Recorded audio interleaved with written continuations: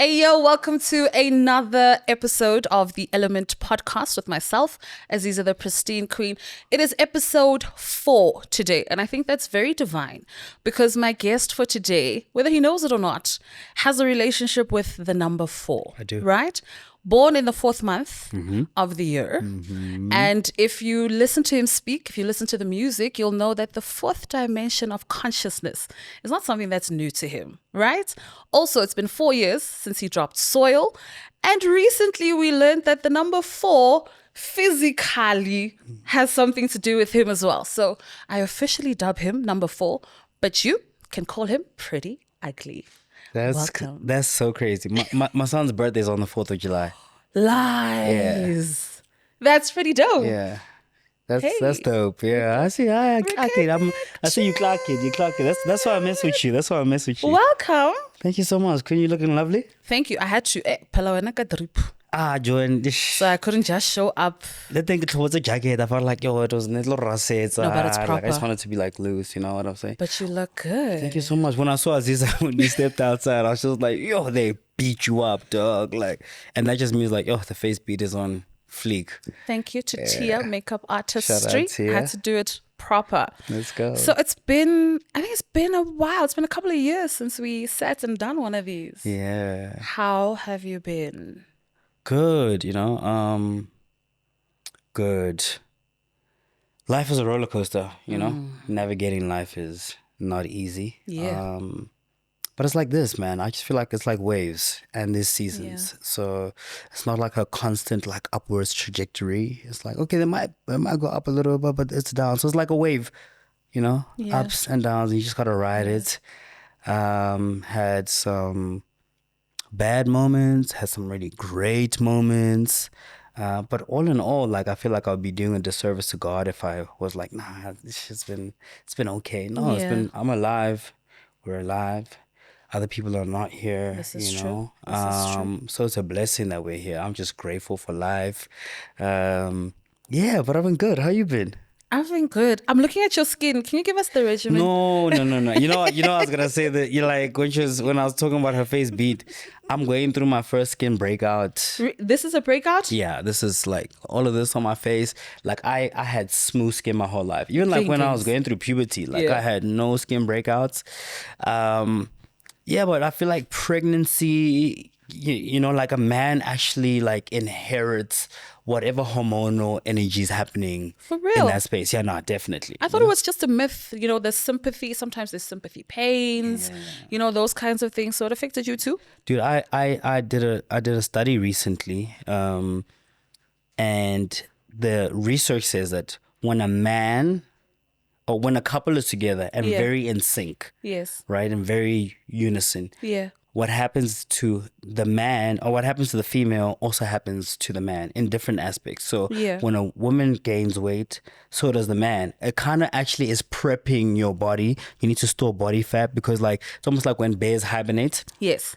They have to store a lot of their fat because they're going to go to sleep for like 3 months. So when you're pregnant, it's like your body's getting ready for a lack of sleep, for late nights and that kind of thing, So as a result, you start to store fat. You could be eating more clean than your wife is eating or your partner is eating, but you're still like gaining the weight. And that's where like, the term dad weight or dad bod come about, So you need to actively make it a thing that you are drinking the water, that you are training and that kind of thing. And my daughter actually was like a couple of months ago, she saw a video of mine somewhere or pictures, and I was still like lean and tough and whatever, and she's like, yo, daddy, don't you miss having a 6-pack? I'm like, don't I miss having a 6-pack? Yeah, and daddy, I think she's 5? Yeah, she's 5. Yeah, no, I think you need to go to I think you need to go to gym. And I was like, you see when my daughter said it, you got dragged by a 5-year-old. Whoa, okay. That means I need to actively make a change. Now that you've spoken about working out, I have a gripe with you. Why are you gym timzi lidi? No, I saw a video and I was like, oh, hakemukre. No, what Talk to me. No, what was happening there? We just moved into a new home. I'm getting settled. I just got my gym equipment that's been locked up in storage for years now, and and on that particular day, I was coming from somewhere. Yeah. And I was just outside in the yard. I was there to feed my dog actually, and then I saw my weights. I'm like, yes, you know what? I maybe have 15 minutes to like try a workout. So I was still in my Timbs and everything. So I'm just like, just doing my thing there, whatever. And 10 minutes after that, like I went to my next appointment. So so it's not like I really work out in Timbs. It just so happened that day, like you don't I was condone. just in my Timbs. I had no time to go change. I was already in it. I had to commit. I was there. I was like, yo, Priddy, no, I could see. I was like, look how crisp this visual is. The natural light is clapping. He's in there. Is that God glow? Is that God glow? Jeez. So we were just talking before we got started, and I was telling you, like, when I get ready for doing like a sit down like this, I try and absorb as much that has been happening with the person that I'm going to be sitting with. Listening to the music, reading articles, watching interviews, and I caught one of your interviews where you had said there was about an 8 to 10 month period where you were not making music. Yeah. What was going on? Especially because for you, from everything that I've seen about you, read about you, heard about you, and know about you, you've also made mention of the fact that a lot of the times making music for you is like prayer and your connection. Mm-hmm. So 8 to 10 months is a hell of a long time, especially for somebody like you who is very spiritually inclined. Mm-hmm. So what was happening, and how were you dealing with life without that connection? It's crazy because I just come from that same period this year.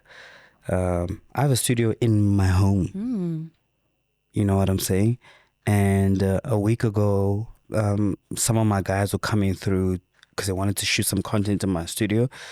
And I had to be like, yo, okay, before you guys come in, let me actually go check if it's in order. I haven't stepped in there in a few months. Sure. My mother-in-law's been staying with us, so she's making sure that the house is tidy and that kind of thing. But I had to check for myself. Yo, is everything still in order? Is the PC still fine? Yeah. If I'm honest with you, I don't remember what was happening in that period, but I'll speak about the most recent one. Dude, we just dropped DUST Deluxe now, but I've been sitting on that music for almost a year. Right? And I'm sitting on a whole bunch of other music that we have there. And my whole thing has been so difficult to release this music. There's been a lot of red tape behind it. Just red tape. Just a lot of that stuff. Yeah. And it's just had me just so like demoralized, if I'm really honest with you. So it's like, do I even want to go into studio when I'm sitting with a hard drive that has hundreds of songs on there? Yeah. And then I'm sitting with this music that I've submitted to the label that I don't know if it's going to come out. I don't know when it's going to come out. So it's like, if I'm going into studio to record more music, like, what am I saying about the music that's already piling up? So like, things are just piling up. So I'm just feeling like the world is on my shoulders now. And like I said, and because we just moved into a new household, it's like I use it as an excuse to be like, you know what, I'm just actually just focusing on the new household. Bunta's pregnant. I'm just going to be home with the family. I don't think it's a major priority for me to have to get into studio now and record any music, The only times I did step into studio is if someone had asked me for a verse. And if I'm honest with you, it's like I'd never said no so many times in my life. Yeah, you put out a post not so long ago. A few weeks ago, explaining that you haven't really been in that kind of headspace. There's been a lot that's going on with you. Mm-hmm. And you're also apologizing. You're like, yo, I know that I owe some people some verses for these features, but just bear with me. Yeah. And that, I think I even sent you like a message just yo, just hang in there, because I could just feel your energy. I was like, bro, for him to get to a point where he's saying this, it's probably been weighing on him for a minute. Yeah. It's been hanging in the back of your mind.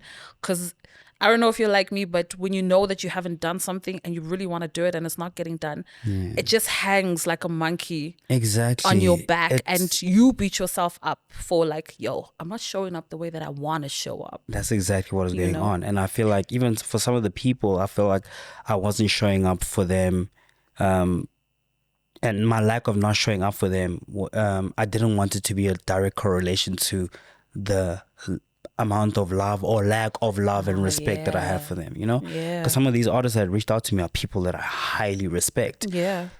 Maybe they just reached out to me at a bad time. It's just like, yo, dude, like the last, you know, I know I said I was going to do it, but, you know, I'm dealing with a lot. You know, on the day that I was going to get into studio to record that thing, I had like a water leak. Right. You know, my geyser burst. And then that took 4 days to get resolved. And by the time that thing was resolved, then there's another issue. There's another thing. Now I'm dealing with the other thing. And then, you know, and then time just goes. And I'm dealing with family stuff. And I'm trying to be there. I'm trying to be as present as I can be for my family and for my wife. So like, you know, and then when we do have our moments, the last thing I want to tell my wife or my kid is like, I'm you gonna know go what, to actually I need to go to the studio, you know?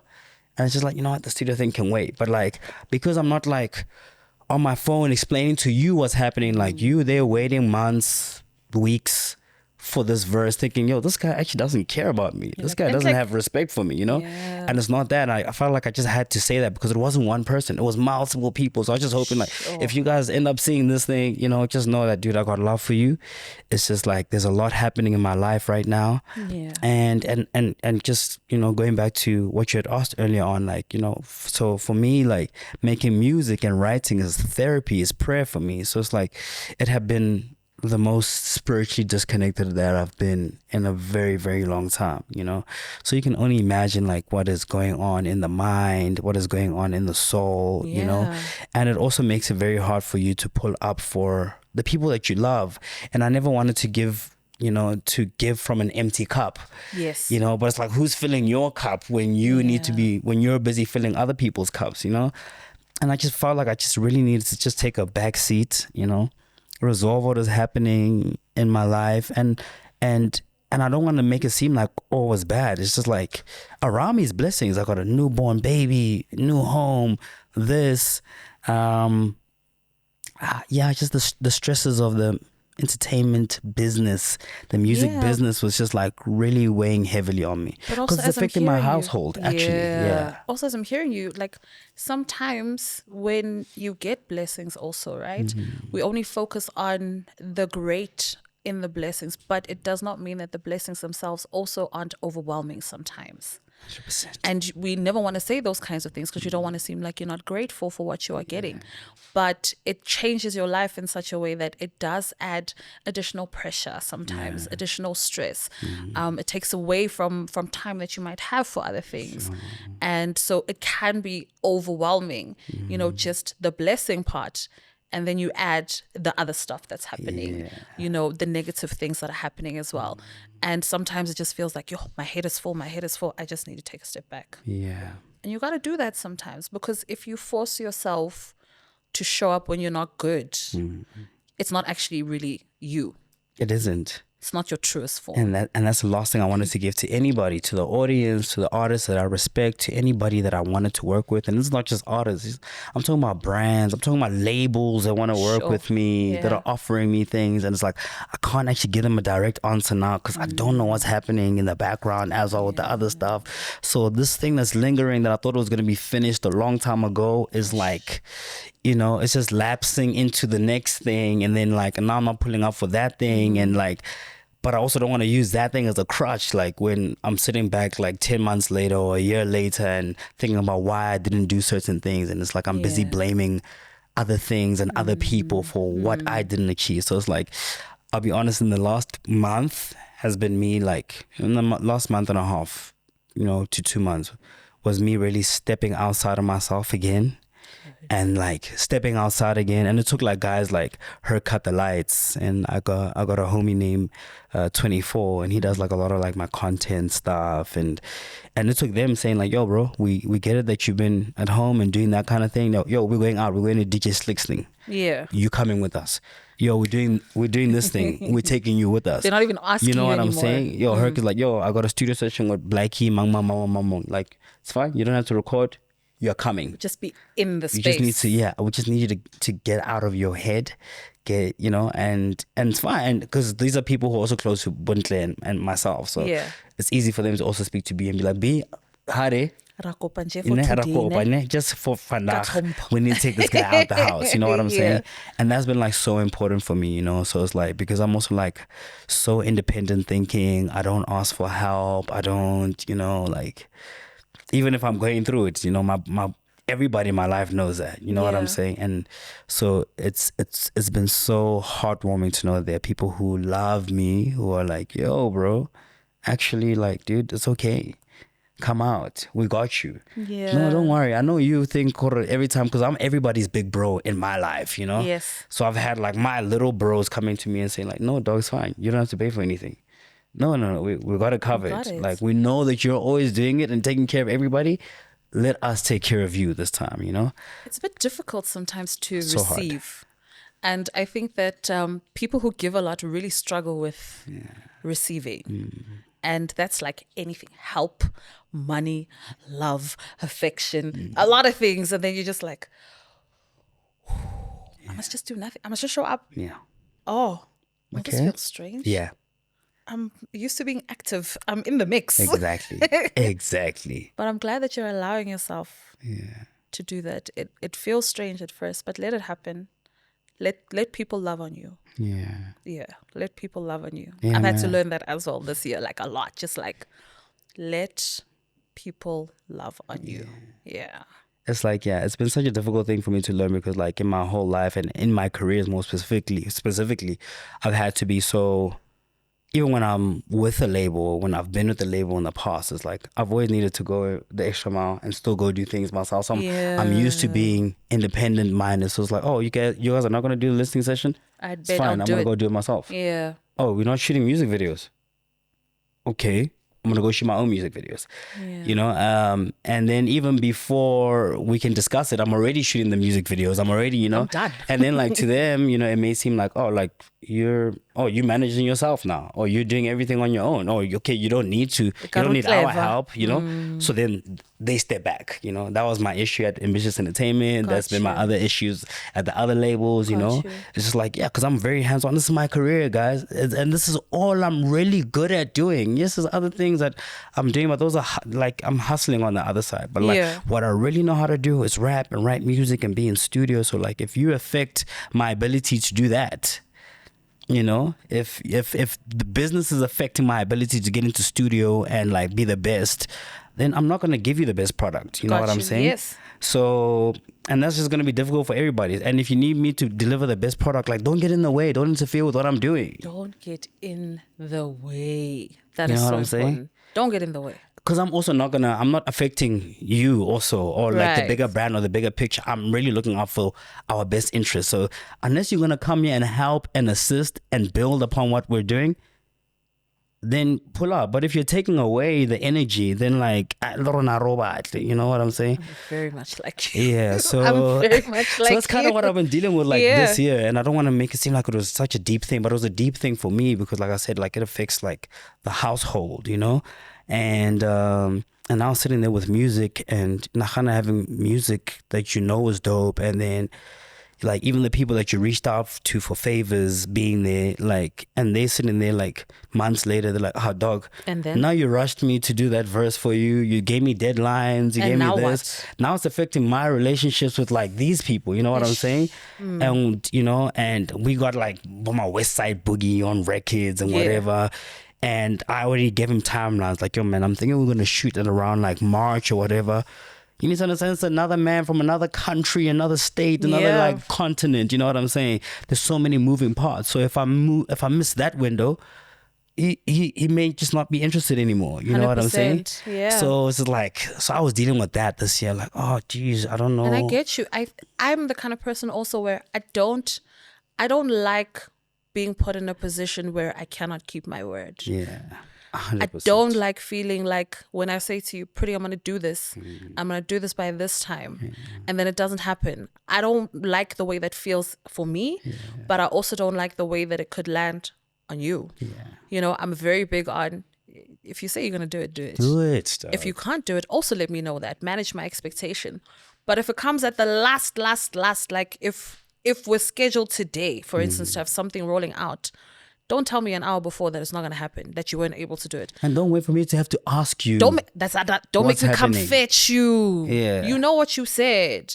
Come back if you're having a challenge. Say to me, yo, I'm having a challenge. It's going to affect timelines like this. Da, da, da, da, da. Sometimes also, if you let me know the challenge, I might have the solution. 100%. And I'm so understanding. Just generally, you know. So it's like, I'll be like, all right, cool. We got a solution. Oh, we got someone else who's willing to help. So anyway, yeah. So that has been a huge balancing act for me. And, but like, I'm also so thankful for all of these challenges because like, they just like, you know, they build your character. You know what I'm saying? Like a sharp character development, guys. No, I'm in my mid-30s. I feel like I've been in character development for the past like 10 years. And I'm like, sometimes I'm like, God, sure, I so feel. Are you sure there's still more? Yeah. And then he goes, just look here. And then you're like, oh, there is still more. You know how I don't like God gives his toughest battles to his strongest soldiers. Sometimes it's like, yo, Mudimo, I don't want to be the strongest soldier. That's been my prayer the whole year. I literally, like, every time I pray, I'm like, I could root and we agreed. Yeah. I'm off that list. Yeah, like, I'm off that list. And how then much he goes, more strength and then he's do like, you need to give me? But you my fave on that list. And I'm like, all right, cool. Yeah. So you speak about, you know, there has been a lot of challenges that you've been facing, but you also speak about a lot of blessings. And you just had another Baba. Yes, ma'am.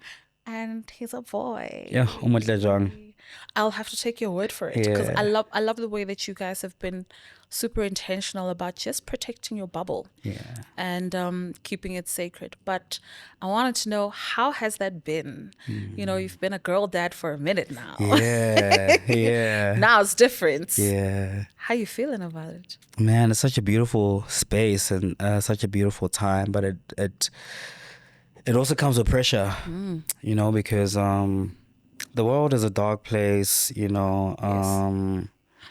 We do live in a male-dominated world, and with that male-dominated world comes, you know, things that men do. So a lot of wars are started by kebanna, you know what I'm saying?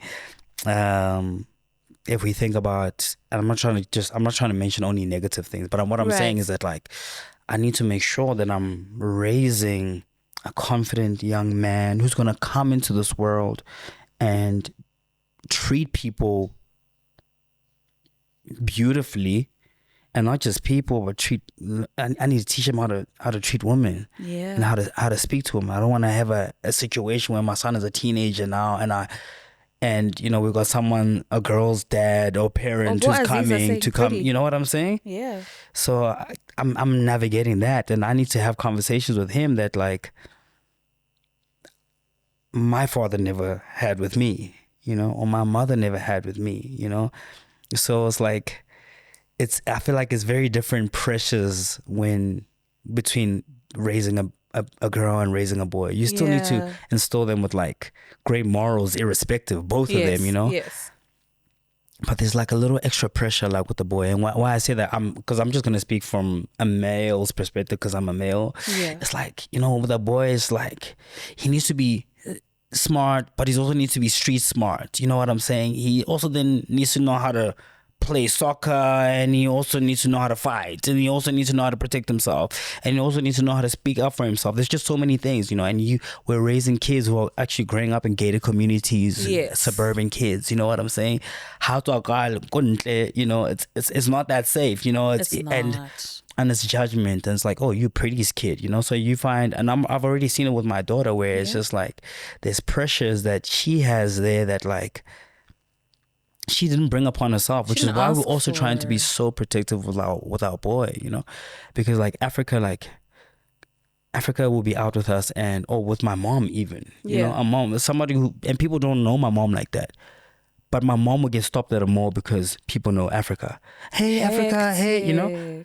And it's like people are greeting Africa and not greeting my mom, or pulling out their phones to record Africa without asking for permission, you know? Stop doing that thing. Come on, it's crazy. I took my daughter. They're wilding. I took my daughter to the arcade a couple of weeks ago, and it was a Wednesday afternoon. I thought it was just going to be a calm, easy day. Chilled. You know what I'm saying? Until that day, there was a school that was doing an excursion there, and she doesn't understand like why we keep getting stopped and like why people are following us around this whole arcade. Like she doesn't understand that, and for me it's like that's taking away like her childhood, you know what I'm saying? Koskolong, you know, she can get like love for sure. You know, all the teachers love her, they love her parents, but you know, she's coming home and she's like, oh daddy, my friend said their mom saw me on TikTok. Oh, my friends are saying I'm famous. Oh, what does that mean? Why am I famous? Oh, why does everyone know my name everywhere I go? You know, she doesn't understand all of this stuff. So it's like, so even in how we were still very like protective over Africa, it's like we're also learning where we might have slightly overexposed her a little bit. I get you. Which is what we're not trying to do with our son. But also we need to balance that out, because he's gonna say like, oh, how come Africa got to be shown and got all of that, and like, you know what I'm saying? Chats, yeah. And now I'm not allowed to be seen and that kind of thing. So it's just like, we're also first time parents. I'm 5 years into being a parent, you know, so I'm also still finding my feet and figuring it out. But it's like, it's so beautiful, you know, doing it with somebody that you love. Me and B have been together 16 years now, you know, and we practically raised each other. We were teenagers when we started, like babies, you know what I'm saying? And so it's also so dope seeing her grow in that element, like witnessing her as a mother, because I just knew her. I mean, I met B and we're 16 years old, you know. And she's a dancer who's just passionate about dancing, and you know, and I was just a fan of hers, and I was like, yo, I want to support you in whatever you do. I'm like your biggest fan, and she wanted to do the same thing for me. And now we're completely different people from who we were when we started. So it's also relearning ourselves, learning each other as well. So it's like, it's a constant learning experience, you know, and we're constantly growing and metamorphing and adapting to our environment, you know. So that comes with its own things as well, you know. But it's like I said, it's just been so beautiful, you know. I look at my son and it's like I see a little version of me as well, and I just want to give him the world. But it's also like, you also don't want to spoil the kid too much, because like he needs to learn, like, because a big part of what made me who I am and be who she is not having everything. True. Yes. So it's like, you know, there's a great power in fighting to have something when you have nothing. Whereas like if you have everything, you know, you could be, you know, you could be spoiling a kid, or like, you know, or damaging a kid, or you don't know the value of things because they were just always awarded to you, you know. So we're trying to work on little reward systems and that kind of thing. But it's great, man. Like I'm loving it. Yeah. So you've spoken a lot, especially in recent interviews. You've let us in quite a lot on your relationship with your dad and that dynamic, and how it impacted you. And just because we're talking about you as a father now, I wanted to know from you, what did you learn from your dad that you carry with you and still make use of as a dad now? What do you carry forward? Because, you know, I think in some of the interviews, there was a lot of like, you know, my dad was strict and all this stuff, and it's cool, and it almost felt like you needed to double back and be like, but he's a good man. I'm not trying to say he wasn't a good dad, you know, it wasn't all bad, but I wanted to know, in keeping with the good, what it is that you took from him, just the way that, you know, he's been your dad, and what you pass forward now as a dad. Sure. Now, you know, we needed to be so conscious in the things that we say now, because like, you know, I used to do interviews my whole career and like whatever. My dad never tuned into the platforms that I was on, you know, be it like a Hype magazine or what, or whatever. You know, he's not watching that kind of stuff.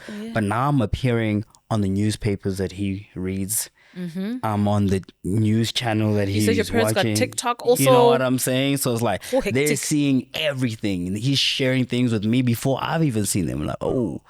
So it's like, I really need to be very, you know, like I have a big responsibility, you know, so like protecting my family, you know, when I say that. And what's great about that is that my dad has seen some of these interviews, and it's just like, and he's loved them, which is a great thing, you know. Because I wanted to ask you, I was like, oh no, this is it's gonna be tough. Yeah. I wonder what the call was like after that.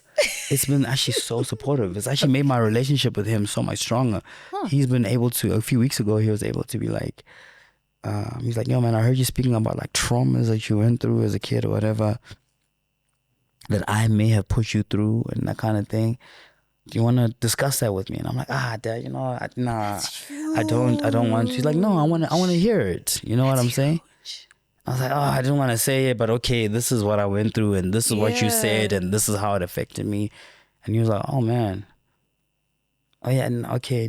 Yeah, now you should mention that. I do remember that, And I'm sorry for how you took it, but like I was just trying to instill something different in you. I was just trying to teach you to be resilient because like the world is unforgiving. The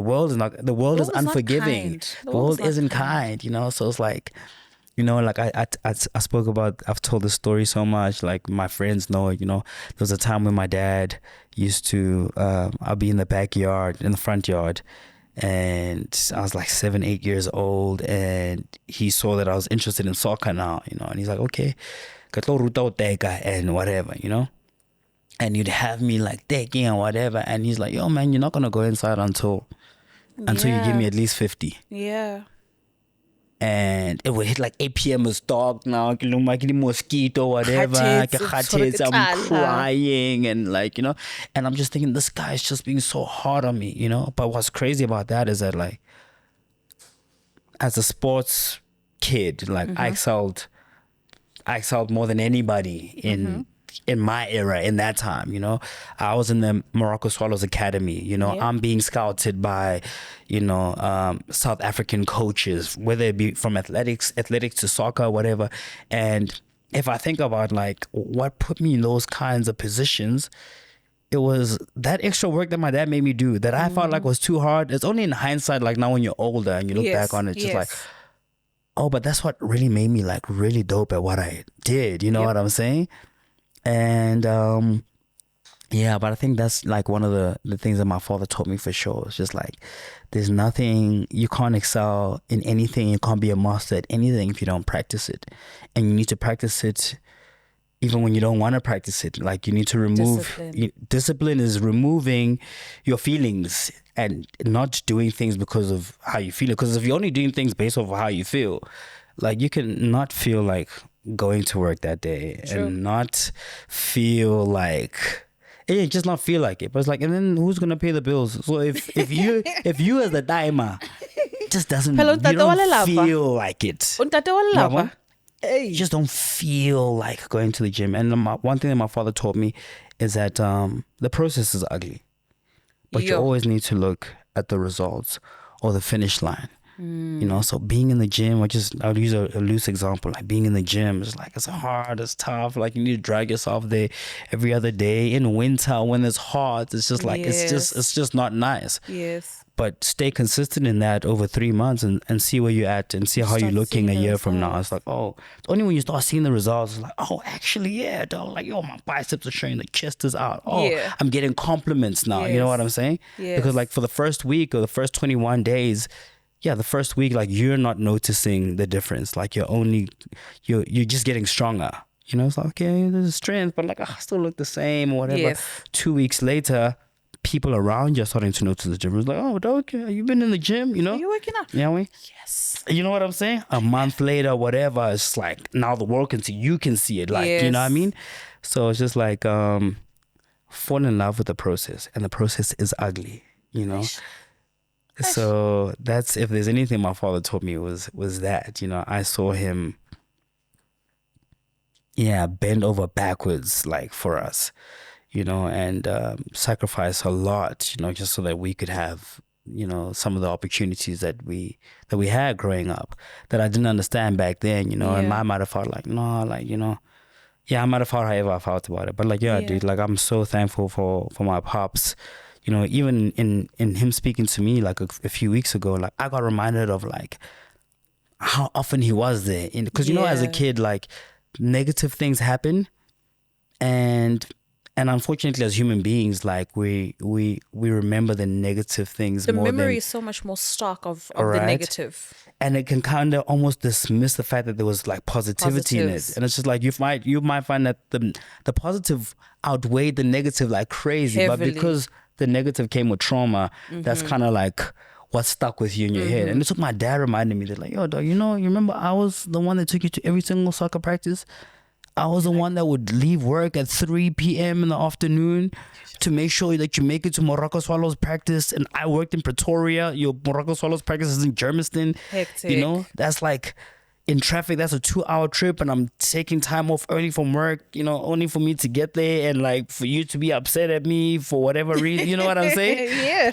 So it's like, yeah. So, shout out to my pops, man. It's like, yeah, I think growing up, it was a difficult relationship. Yeah. But like, there's also pain in beauty. There's beauty in pain. Yeah. It's just tough to see it sometimes. Yeah. When you're in it. When you're in it, it's tough. When you're really, really in it. And your mom's? Ah, my mom, man. Such a sweet lady. Santa Maria Mului. My mom had been a housewife my whole life. So she's so she's there for me when I get back from school, when she's there to pack my lunch in the morning. You know what I'm saying? So she's there when when I got a black eye from like being in a fight or whatever, Yes. Yes. So my mom is cleaning up the blood stain from my t-shirt so that like, when my dad gets home, he doesn't even know what happened, because my mom's taking care of things, so she's also an Angolan woman. So it's like an African woman, strict African woman, but also like, my mom came into South Africa and married my dad met when my mother was very young, a teenager, and they got married when my mother was 20, so you need to understand, it's just like she's moving to South Africa, a new place, coming to live in Soweto with my father and his family, and really at 20 years old, you're a kid, you know what I'm saying? Very much so. So there was a lot of development that she had to go through, but she's just like such a strong woman, my mom was also like one of those parents, also like when we had like the sports days, Koskolong, and now it's a parents' race. Like my mom is the winner, is winning, is beating all the momties. You know what I'm saying? Right. So that's right. Yeah, but my parents are still together. 35 years and counting. Jeez, your parents have been together for as long as I've been alive. Yeah. Yeah. And with that also, there's just so much resilience that I learned from that, because not all those times are beautiful, True. And some of those situations I thought, I didn't still see them together. Yeah. In those situations. And Yeah. it just teaches you that like, sometimes when you're going through rough patches, like communication, like fix it. Like and it's temporary. You know what I'm saying?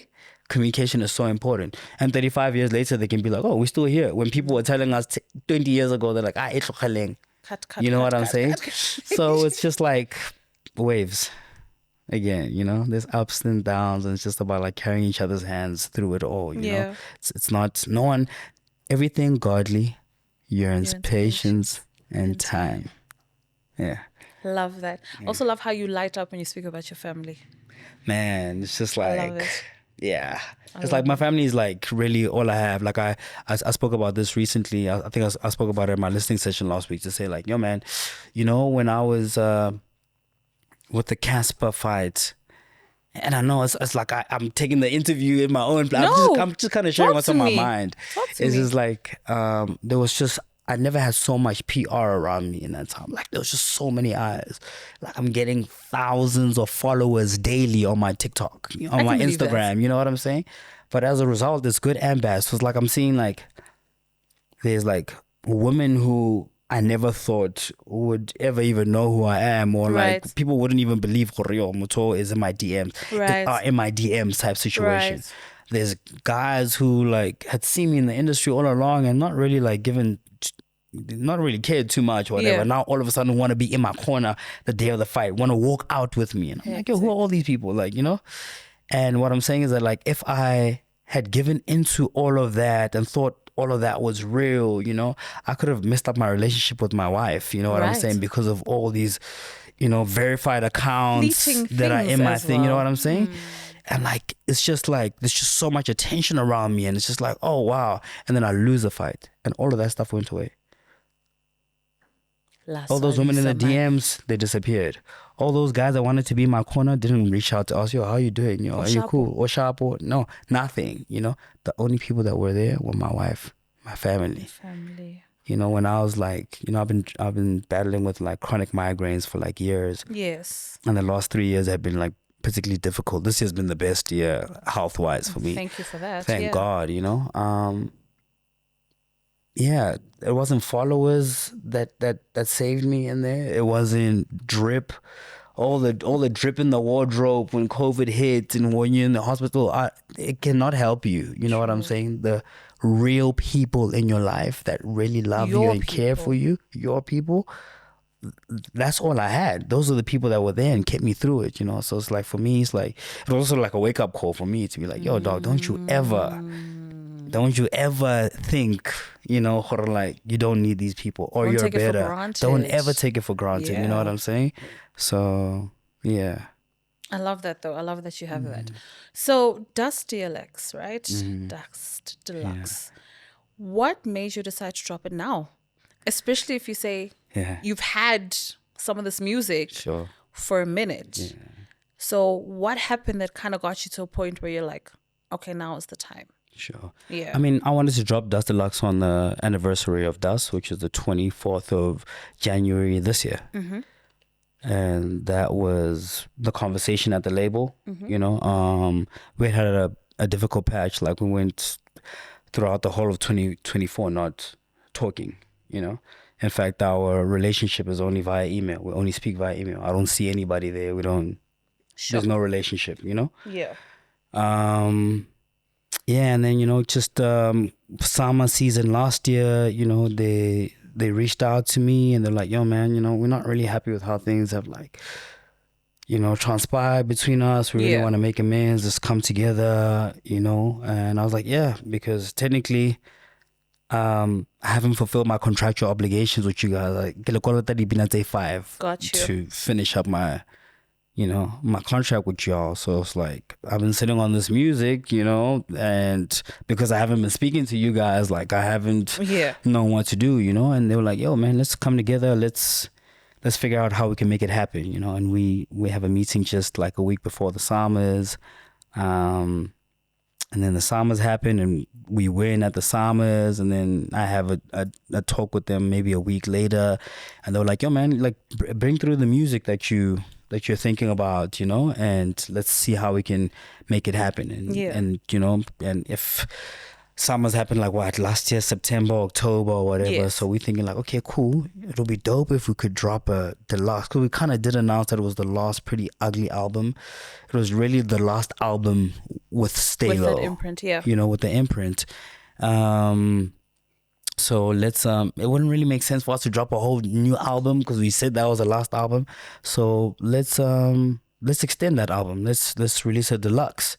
Let's add the 5 songs that, you know, that I owe you guys onto this project. Let's drop it on the anniversary of DUST, January 2024 or 2025, you know. And that was a goal. And then then it's red tape after that. The music is ready, and then it's just them not particularly being satisfied with all of the music and wanting to, you know, swap things around. And, you know, I'm submitting 10 songs and saying choose 5, and they're choosing 2. So I guess, okay, back to the drawing board, you know what I'm saying? And for me, it was also a bit disheartening because like these songs are like songs that we really believed in. Like at the time, I'm submitting Westside Boogie songs. I'm submitting a Stogie T feature. I'm submitting a Nasty C song. You know, some of these songs are getting rejected, and I'm like, yo, man, how come?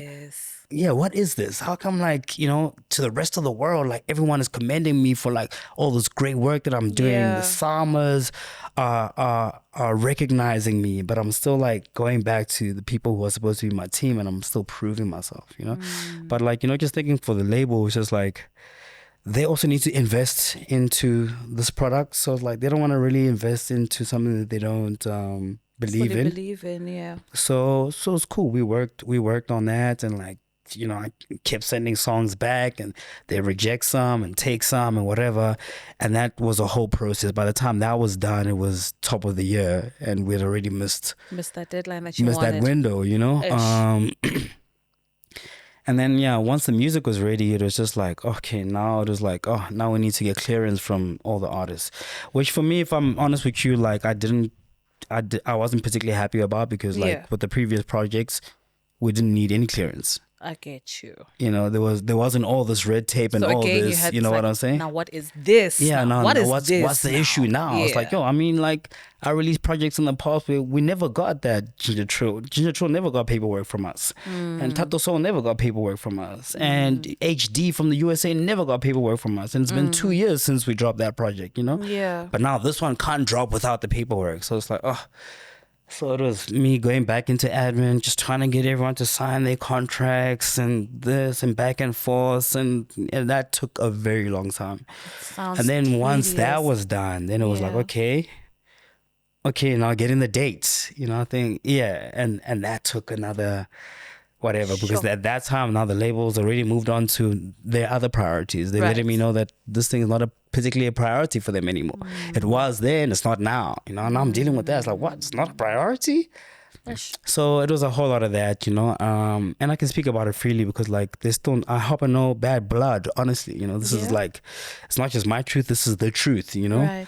And then eventually it was just like, yo guys, can we just drop this music? Like we've been sitting on this stuff for, it's about to hit the end of the year now. Like, come on, and they gave me a date eventually, there was a few days that they'd given and that we weren't able to commit to because of certain things. And then eventually the date that they were able to give was the 26th of September. And I'm like, all right, cool, let's go. And there were big issues with like the previous project, because with DUST I felt like I wasn't getting much support, but like they were also upset about their own things. They're like, no, but like you didn't commit like to our rollout plan. You kind of did things on your own. You shot your own music videos. This is with Mad and DUST. Okay. But DUST more specifically, it's like, you went to go shoot your own music videos. You went to go drop your own lyrics videos. You didn't include us in the plan or whatever. And I'm like, I did this thing because you guys weren't doing it. So it was like, we needed something, And part of us coming together to do DUST Deluxe was to say, okay, cool, let's put all the stuff to bed. Okay, cool. And I was like, all right, cool. I don't want to interfere with your guys' rollout, because it was an issue last year. Now I've made the music. I've make sure that all the producers are on board, got all those contracts signed, handled all the admin. Okay, you guys handle the rollout now. And then DUST Deluxe dropped by the time people see this, it dropped on the 26th of September. Now I'm hustling to get things done, because like there's been nothing to support the album.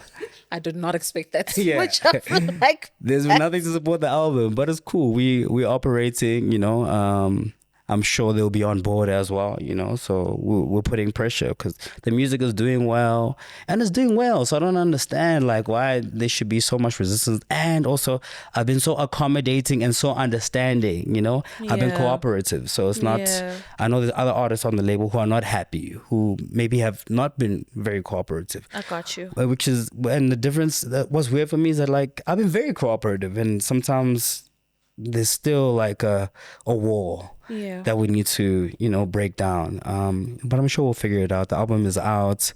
It does serve as my last couple of masters with them, and we kind of like just free to like figure it out, and and explore the world, and drop music again without me having to worry about like so much red tape. But now I think the responsibility now is for me. It's like, what if I learn from all these experiences, and now with all these record label deals and all these offers that are coming, like, how do I, interest is back up. How do I maneuver, what have I learned? And I feel like, man, I've gone through so much contract work now that I don't feel like there's a contract that can be offered to me that I won't be able to understand. There's just, so I know what I want, I know what I don't need, I know what we do need. Now it's just about figuring out, like, how we roll out the rest. And that's also just to announce to the people that there's still music. I think a lot of people are like, dog, when I dropped DUST DLX, they're like, dog, didn't you say you retired? Or I was like, quote where I said I retired. Just quote me. So you I know? remember, I think it was at a Blackie event that I saw you. Blackie, and it before was, now, listening session. Yeah. It was like not long after, that conversation. And I remember saying to you, I was like, yo, when you say this thing, also because of the way my mind works and also because of how I listen to what you're saying and what you're not saying, right? And I remember I pulled you aside and I was like, hey, with what you've said, are you now not going to be making music and releasing music as Priddy Ugly, but are you now going to rather be Ricardo instead? And you were like, who told you what? Yeah. Where's that come from? Yeah. And I was like, no, I just want to know and I think I remember saying to you, it's just not palatable for me, the idea that you're done. Yeah. So my mind explored a number of different options of how you could still be in it, but maybe differently. Yeah. So are you still going to be Priddy Ugly? Yeah. Even though you might not be with that particular imprint? Sure. Are you still going to be Priddy Ugly? Or not? Yeah. You verified now that like there's still going to be music. Yeah. But are you still going to be Priddy Ugly?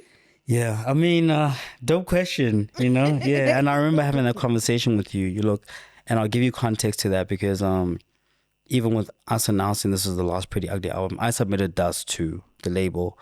This is 2023, and I've spoken about this openly, and like the feedback just wasn't great. Yeah, so like they playing the music. Or I send them the music and they're taking months to respond to me. And it's like, yo, guys, we're supposed to be dropping like now. But like, I've been waiting for 2 months. You guys are not saying anything. And then, eventually I sat down with them and they spoke about what they didn't like and what they thought I could improve on and whatever the case was. Anyway, we wrapped up the music. And I remember saying to them, like, yo, man, I believe in this project so much that like, if it doesn't work, I'm done. Like, I'm done. You know what I'm saying? That's how much I believe in this thing. Yeah. Please, I'm just asking for you guys to support me and believe in me as well. And like, just put this music out, And, it was still like, maybe like with reservations. And at the time, out of frustration, I was just like, okay, cool. Okay, so cool, man. Since Priddy Ugly owes you guys X amount or whatever, I'm down with Priddy Ugly. It's done. This is the last we hear of Priddy Ugly. Cool.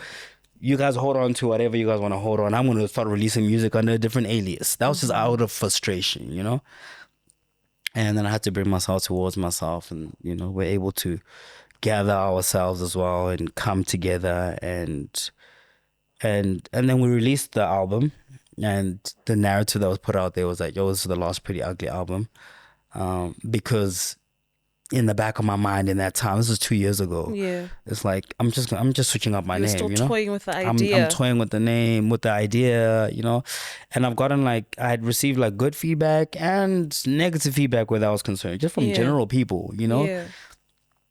And people that I speak to, like industry practitioners and other executives and managers and that kind of stuff. They're like, yo, man, you work so hard to build this brand Priddy Ugly. So it's like, I mean, I get it, But like, I don't think that's the best. I don't think that's the best solution. Figure the thing out with the label and whatever you're doing. Yeah, you could change your name. That's cool, But like, if you wanna, But like, I don't think it's a great idea. You know what I'm saying?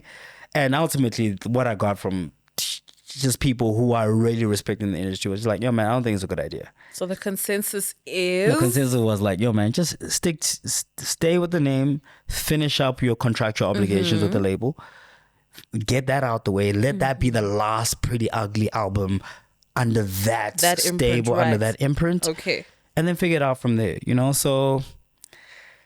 Yeah, so if you see at the bottom and the label also is supportive in that, and if you look at how we dropped the track list for DUST at the bottom of DUST, says Love Ricardo, And then that's what I was like, oh my God, he's doing it. My goodness. Yeah, but that's still. I think you even changed it in your IG bio as well. Yeah, yeah. I'm watching you. I'm watching you. One stress. But we're figuring it out. But at least, I'm speaking about it here so you guys know what's on my mind and what's happening. Yeah. And if I'm honest with you, if I'm saying other things, it's like, yeah, my grandmother never really liked the name Priddy Ugly. I think people just think about the ugly connotation that comes with the ugly. So my grandma was like, no, just call yourself Pretty. Like, I don't like the ugly in it, and how Priddy Ugly came about. Like, growing up, I used to make up a story about like, oh, they gave me this name and whatever. It used to be like a thing that I said before every verse. It was like, yo, it's Pretty Ugly, but it wasn't my name at the time. I was like Ransack or Rich Boy the rapper or whatever it was, and I would just say Pretty Ugly, and then like people just kind of thought I was Pretty Ugly, and they started calling me Pretty Ugly, and it just stuck. I didn't like the name, but it stuck. Everyone just called me Pretty Ugly. But it making sense with it. It only started making sense with me as I grew up. Like really, with the Pretty Ugly name was like yin and yang. It was more about like good and evil. Yes. Balance of life, it's pretty and it's ugly, it wasn't about like, yo, I look ugly or my rap style is ugly. It was just a different way of me saying like yin and yang. But my grandmother was like, I hate that name. This is my grandmother in Angola, by the way. She's like, this is just a terrible name. And so many people see me as well and just like, man, why do you have ugly in your name, Are you sure about So I was toying with that then, and I was just going through like a spiritual intervention in that time. This was 3 years ago, and I was just like, yeah, maybe, this Pretty Ugly thing doesn't work. Maybe because my grandmother had said to me, she's like, yo, like the reason why you're gonna keep inviting negativity in your life is because you carry it in your name. And I was like, power of words. That's what she said. She's like, the power of words, so it's like, think about that. And in that time, then I'm dealing with like my issues with like the people I'm working with and just life and whatever. No, it's really tough. It's just, you know what I'm saying? So, I mean, I'm figuring it out. I'm still figuring it out, Okay, we can give you that grace. We can give you that grace and give you that Hi there, rope. guys. There isn't a definite yes or no or we're done with that, but there's still definitely music as to how that music comes out. That made me happy. If you remember, even when I was talking to you, I was like, are you really telling me? Like, no, man. I was like, all right, cool. You'll let me know when the other stuff is figured out and what it is that we're doing and how you're moving. But I think I was just so distraught. I was like, no more?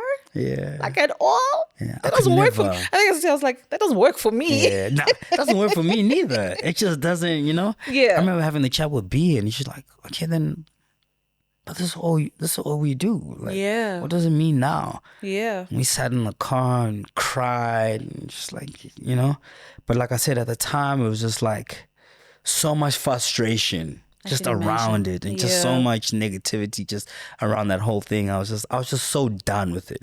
I have definitely had a revelation since. I don't feel the same way, So I think we're also entitled to change our mind, but it's also very difficult when you've presented it publicly to everybody like, yo, this is what you're doing, and then like backtracking on that. So I've had a lot of people saying like, I thought so it was just a publicity stunt because you're still dropping now. Look, I think what I can take from what you're saying and the lesson in that is just getting a bit of a better handle on those emotions. 100%. It's very tough, especially when you are so passionate about something. And if you are a person who feels everything very deeply, it's very difficult sometimes to rein certain things in.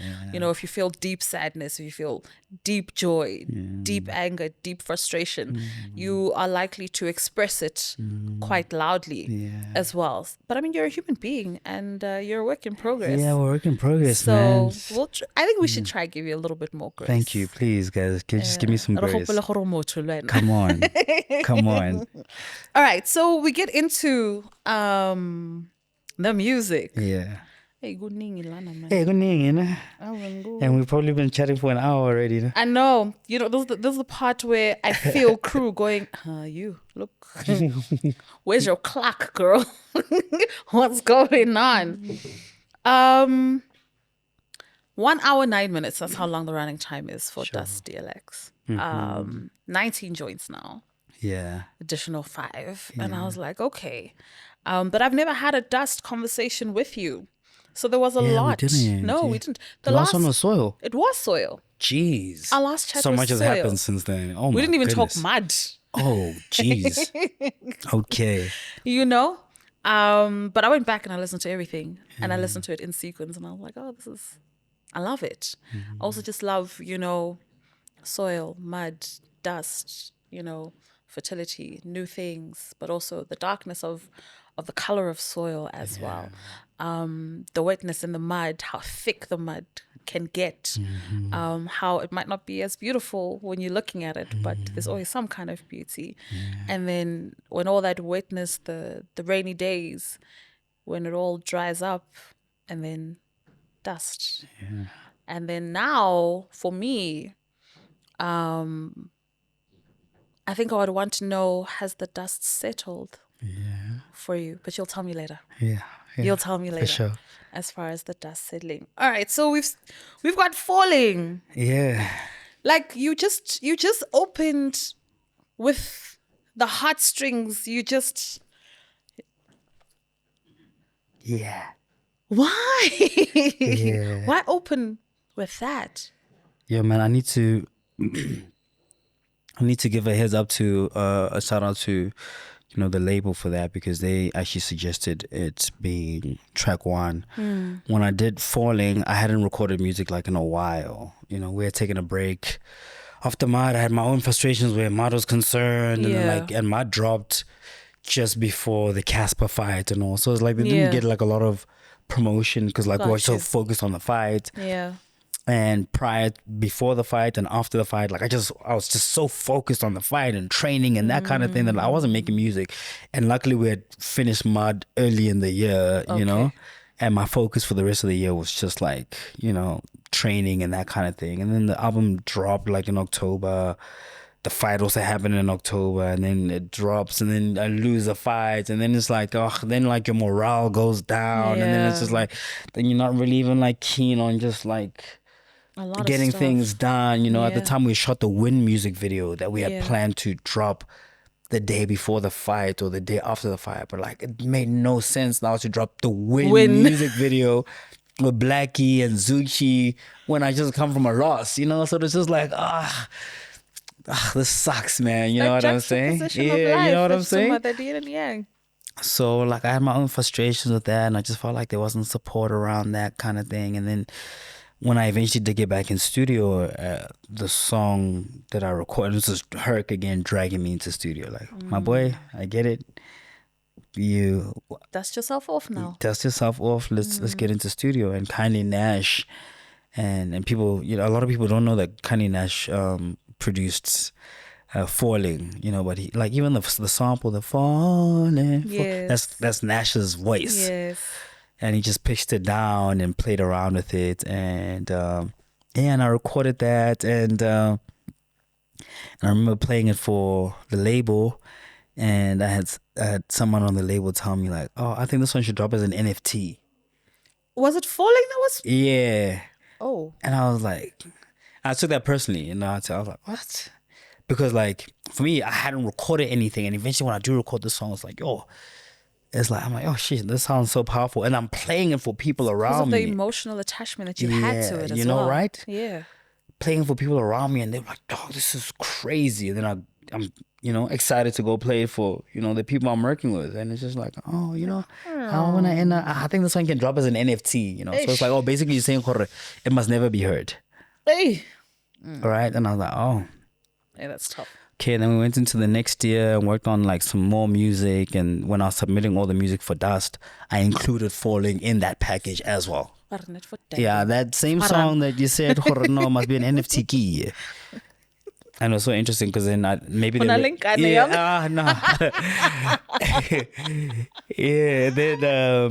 it was actually Vaughn then who sent me we sent a suggested track listing and whatever, and at the time it wasn't in track 1. I had it somewhere there, and he sent me back a list that he thought would work, and they had Falling at number 1, because now internally, that was one of the messages he had sent me as well. Yo man, this Falling record is hard, nice.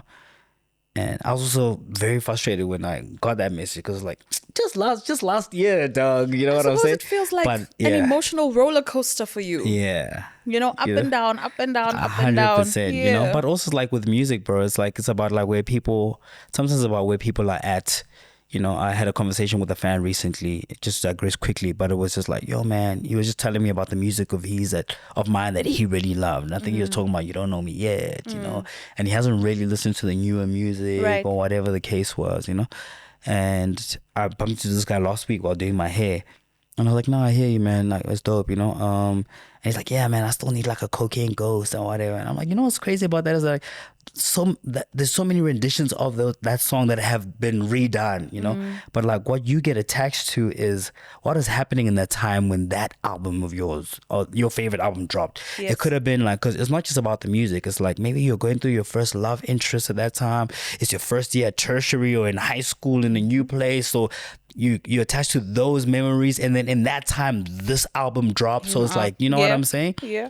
And now when I'm dropping the music, now you're a father, you're this, you're not rushing to go and down and waiting until midnight for me to drop to go listen to the album. You're listening to it when you can, and even when you do listen to it, like maybe you're stressed out by something else that happened, and like now the music is not resonating with you, not because the music doesn't land, but because of like where you're at, you know. Right. So you might find that even like when they heard it, it's like maybe they were just in a different space, and then when they heard it again months later, it's like, oh, this is crazy. They're able to receive it differently now, you know. And anyway, yeah, so I think making it the first track was just like, I just want to, because the project before that, like Soil, started very somber. Mud also started with 30 minutes or so where it's a very somber and then picking up, and I'm like, yo, like, let's switch it up. Let's make this one start hard. Let's get their attention in the beginning, and then let it switch into like metamorph into the more softer stuff that people can listen to and pay attention once we've caught their attention. I don't want to bore them in the beginning and speak about too deep things in the beginning. But even though Falling is very deep, but it's just like, I just wanted it to be like a track that you can go to the gym, like that will motivate you to go to the gym. Type situation, you know. I think you had said that it's one of your favorites, if not your favorite. Yeah, in that time when I was working on the album, it was my personal favorite. Yeah. Why though? What's so special about it for you? Yeah, for me, it's just like, I think just like, you know, just the vocals, like how it starts. It's so theatric, you know. It's like I could see a theater production happening around that song, you know. It sounded like a soundtrack, and it was a soundtrack to like my life, and it was also like a reminder to me, like, yo, I'm also speaking to God, like, yo, Lord, please hold my hand. I don't want to keep falling, you know. Like, please pick me up. And then towards the end of the song, then I say like, yo, okay, I came down, but I never stayed down, you know. From the straight droughts to the rain clouds, trade your masters for change. Wow. Yo, now you buying change, you a slave now. So I'm really speaking about like what artists are going through. You know, you're trading your masters for a little advance that you might get from your label, you know, to buy a little chains, but like, drip, you know. But now with those chains, you become a slave. You know what I'm saying? It's like there's no control that you have over your life, your creative control. It's like you've handed over like yourself to the master, you know. And for me, Falling was just a play on that, you know, and it spoke directly to where I was at in my life, and it was just like so dope how I felt like I was able to transition what I was feeling internally into a record and channel that negative feeling into I think a lot of people who've heard Falling are just like, yo, dog, that song motivates me. And so I'm saying it's like a gym. You could go to gym, you know. And it just felt like art to me. It's like, yo, man, it's just like, it's aggressive, but it's soft. And then I'm also just speaking on it's very vulnerable.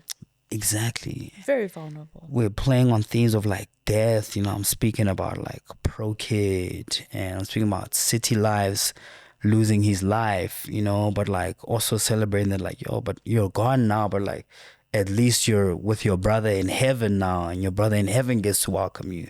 And I just met Pro just before he had passed on, and I met him in Swaziland, and like there was a couple of people waiting to take pictures with him or whatever, and we're like in the same queue, and I just walked past him and he stopped me. Wow. Because in my head, I was like, this guy, I was like, I want to greet him, but like, I've never met him before. Like, What if it's not going to be dope? yeah, you know? And he stops me and he's like, yo, City Lights put me onto your stuff. Like, yo, you're crazy, dog. I just signed to Ambitious Entertainment at that time. He's like, yo, man, I think you're crazy. I'm a fan or whatever. And 2 weeks before he passed on, or a few weeks before he passed on, I think it was like maybe like a week or two, it was the closing of Club 808 and Buntle was the presenter at the time. And me and Pro were on the same episode. We had a dance battle. Because people don't know this, like Pro Kid used to dance, you know? And like, because I used to dance, I'm like, it would be cool if you guys did like a dance thing, you know? And we weren't even dancing to hip hop. It was like, they had like house music playing at the time. We're doing sport, it's a step, or it's a scratch. I'm doing my own thing, you know? No, I was actually wearing Nick a Cavella. Like against a Cavella, you know what I'm saying? Or a loafer. He was wearing a Cavella. So I was speaking on those themes as well. But it was also like, in all this trauma that we're going through, I'm also speaking about like what life is. Like, yo, when you get knocked down, dog, you just need to get back up. So I speak right after like speaking about Pro Kid and him losing his life. I'm like, yo, I start speaking about chicken licking, like, yo, because that's exactly what had happened. I remember when we found out Helen on the chat, she was like, it's like, wait, what? Hold on. When are you just We're going with you on this like emotional journey. And then I'm talking about chicken licking and sides and what's going on. And it's like, yeah, but that's really what was happening when we found out that Pro had died. I'm like, oh, it was so sad there in the studio. And then like 10 minutes later, like, we're all hungry. And then I was like, okay, B, what you want to eat? She's like, chicken licking. I drove to chicken licking. So I'm just kind of relaying exactly what is happening with me in real time driving. Right. But it was also a metaphor to say that, like, yo, man, like, life moves on. You know what I'm saying? We were talking about it just before we started shooting to say, you can't get too comfortable on the floor. Yeah. That's the thing about like pain and sadness, is that the floor is very comfortable. Yeah. It's very comfortable. But at some point you need to be like, okay, I need to get up, you know.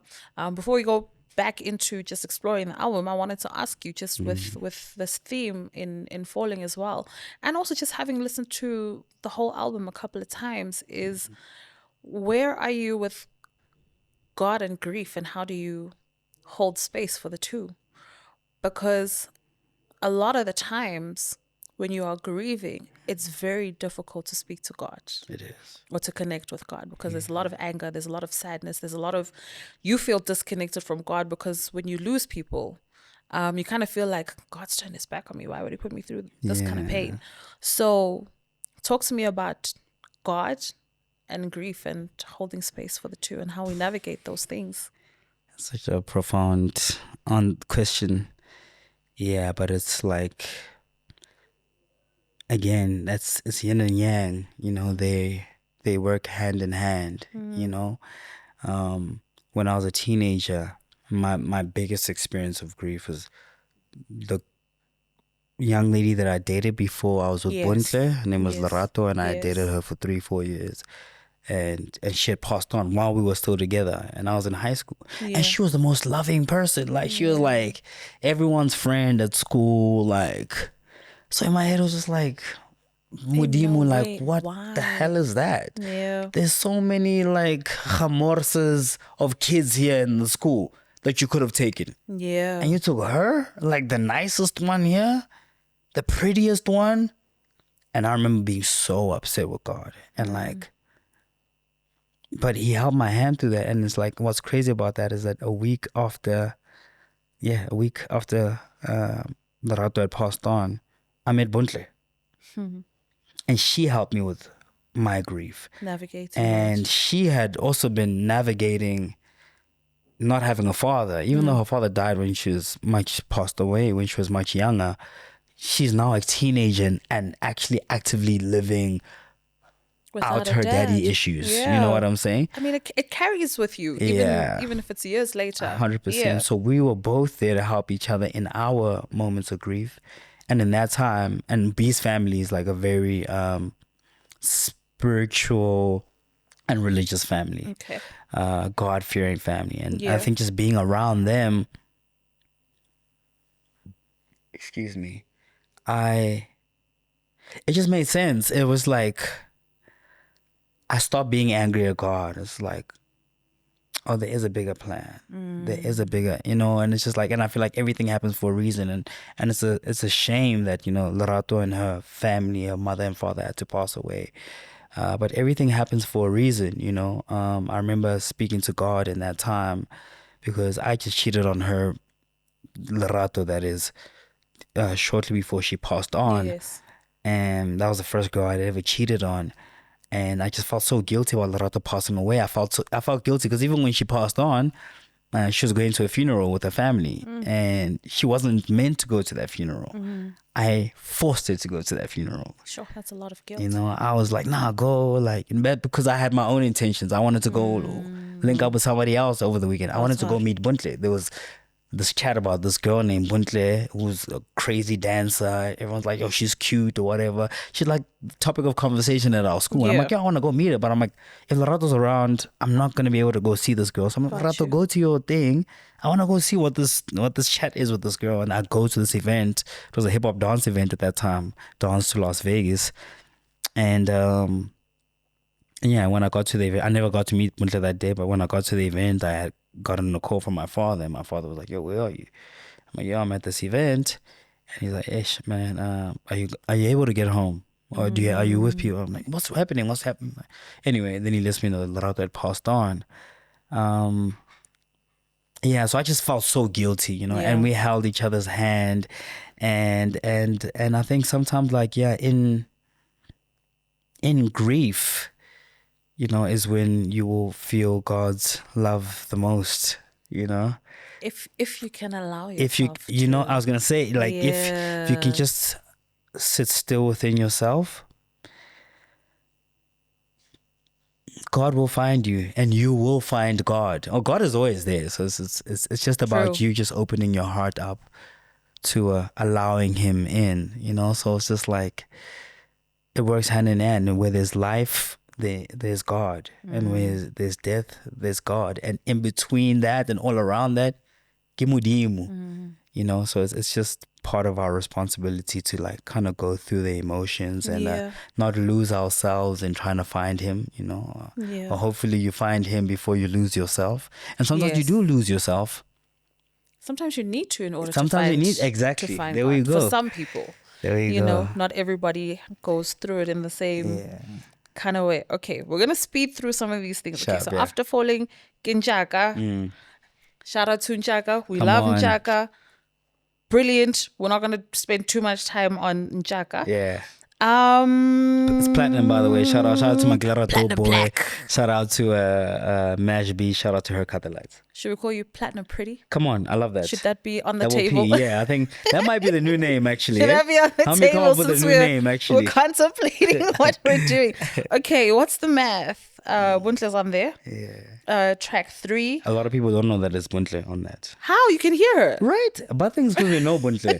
I've had so many people like, oh, who's that little nigga you have on the little nigga? Like, that's my wife, bro. We actually shot the video to that, and then it just didn't drop. Askies. Yeah. But what I wanted to know from What's the Math is, I think because you and Buntle are such best friends, and you can see it, man. There are certain couples where you look at them and you're like, okay, that's boyfriend, that's girlfriend, that's husband, that's wife. And then there are other couples where you're like, these people really just like each other as well. They're friends. You can see them being goofy together.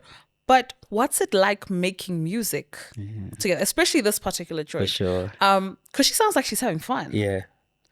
And I wanted to know how that came about, because someone could easily be like, oh, he's got a studio at the crib. Sure. Was he working on something? He said, hey, pull up. Just do this thing for me quickly, or did it unfold differently? Yeah. No, that's really kind of like how it goes. You know, Buntle's also been in my studio sessions for like the longest time. Like when You Don't Know Me Yet, I would have like female vocal backings. I used to like that thing where I just have like a vocal layering in the background that's a female. So there's either Buntle or Rifi sings. And Rifi sings is Lebo M's daughter, Lion King Lebo M. And we were really close around that time. This is 2013, 2016. In between 2013 and 2016, we're really, really close. So they were in studio with me all the time, So I'd have Buntle. And Buntle, when I met her, just from singing along to songs, like I'm like, oh sheesh, you got a voice, you can sing. Oh, your whole family can sing actually. Yo, well, how come you're not? Really can. No, they really can actually. So how come you're not doing this? And she just always had imposter syndrome. So my responsibility, like I remember when I had first met her, she told me like, yo, one of her biggest dreams was just to have a song. Really? And I told her for years, I'm like, oh, it's easy. And it started with me just saying, yo, come do ad-libs here. Yo, come and do backings here, And then when we did the Rick Jade thing, yes, it was actually, we're trying to work on Buntle's music. And she was like a bit nervous about it. Like, but what are people going to say? Because she also didn't want to come out making dance music. Because like, she's a dancer. So people expected piano or whatever, And she's like, no, I'm more soulful, whatever. I'm like, yo, okay, cool. I'll do it with you. And you'll see how easy it is, And then we started with just doing like 2 songs a week or 2 later. We're sitting on 30 songs. I'm like, yo, now we can just drop the EP. But it was really about like getting her to be comfortable in the studio. And then when we did that, What's the Math? I did What's the Math? What's the Math and Njaka were the first 2 beats that Mash Beats had made for me when we linked up. Yeah. So they're really like brother and sister. Like if you remove the elements, the tempo, there's actually very much the same. I see. Just different content or different delivery, I guess. And I remember just telling B, I'm like, yo man, like the song feels like it needs like a female voice on it as well. Yeah. But like ratchet. I need like ratchet B, And she was like, yeah, I'll do it. And yeah, man, I was just like, yo, come hop on. And it was as simple as that. We didn't think about it too much.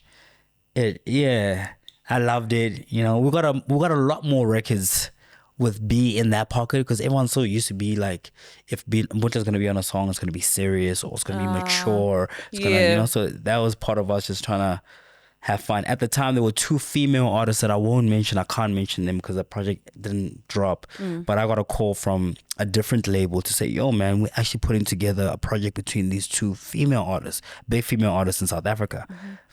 And, we know you make music and you write music. Do you mind sending us some packs?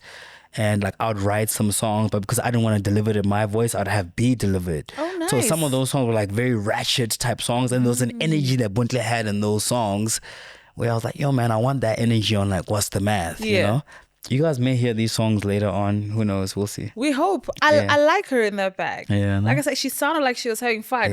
Very surprised people couldn't pick it up. And I was like, Nah. Most people don't know. Crazy. Well, now you know. Now you know. Okay, then we get to So Disrespectful. Tyson Sabatelli is on there. It's my guy. Look what they sing. Come on, I'm just like we ain't impressed, dog. Yeah. The song was called Bad Boys initially. Really? And I thought about the video before I thought about the song. Yeah. And when I told Tyson, I'm like, yo man, I'm thinking about like Martin Lawrence and Will Smith type vibes. Like we're the good guys. Who was really, Mike Lowry?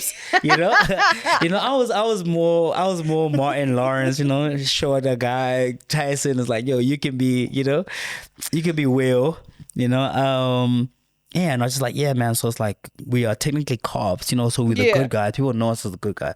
But on this one, I want us to tap into like bad energy. Like we're just so unimpressed with just everybody that's around us. It's just like, you guys disgust us, man. Lot of border, So I think people would think it was directed. I saw people trying to create like a narrative of like who were addressing, and it's not the truth. Yeah.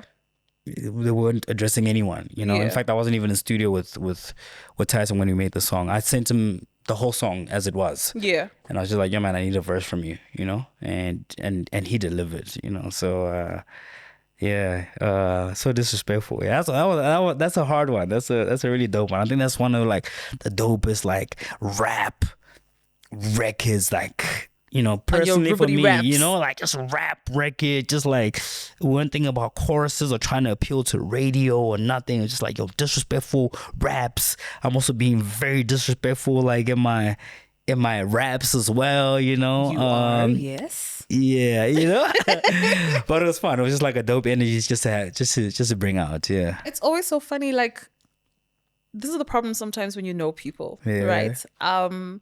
And I even said the same thing to Trilly, where I'm like, the problem with like knowing you in real life and like knowing how kind you are and how you vibrate on a certain level, and then when you hear other things, you're like, oh, that's also in there. Yeah, it's also, and it's like, right?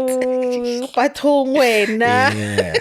I think that was just bringing out that, if Priddy Ugly had like a Sasha Fierce, yes, it's like that's my Sasha Fierce bag. That person is kind of scary. I wouldn't want to be like around that. And he person exists, it's just for a while. It's just he needs to be contained, or he's been contained, But sometimes he just might come out. Don't play with me too much. I don't have the energy to bring that out, but some of y'all out there, seeing how you move and some of the things that you say. I'm sorry I didn't tell you. Okay, peace for peace. There are so many things that are happening here. There's a lot. But there's one thing that I wanna focus on, and I hope you'll go there with me. So you say, Mama always told me to believe in my dreams, and then I caught an interview of yours where you're like, just not too long ago, my parents were like, CV, that's the CV. Yeah. And I just thought to myself, like, sure. That must have been so jarring after having been told for so long, like, believe in your dreams. But I'm happy that you stuck to your guns. And it made me laugh a little bit because my mom said to me, I think it was 2-3 years ago, she went, I want to for hip hop. Yeah. That was kind of the energy my parents were also giving me. It's like, I was like, okay, no, man, I want to, in your 30s now. That's kind of the energy my parents were also like, you just hit 30 now, so I could say into hip hop. My grandmother's even telling me, it's like, no, music, and how about a gospel, maybe I read a gospel, So Mama always told me believe in my dreams, but it was real, but it was also just coming from concern from the parents. Good place. I mean, you can understand. Yeah. But where I really wanted to go is, you say, I hope in the future we'll be ancestors. Yeah. And I wanted to ask you, what kind of ancestors do you think you'll be? Are you going to be those that like people are like, oh my God, I'm always getting punished because I'm not doing, are you going to be like a bit softer, do you think? Yeah. Or are you going to be in there like, Yeah. going ahead and doing all the fighting? What kind of ancestor do you think you'd be?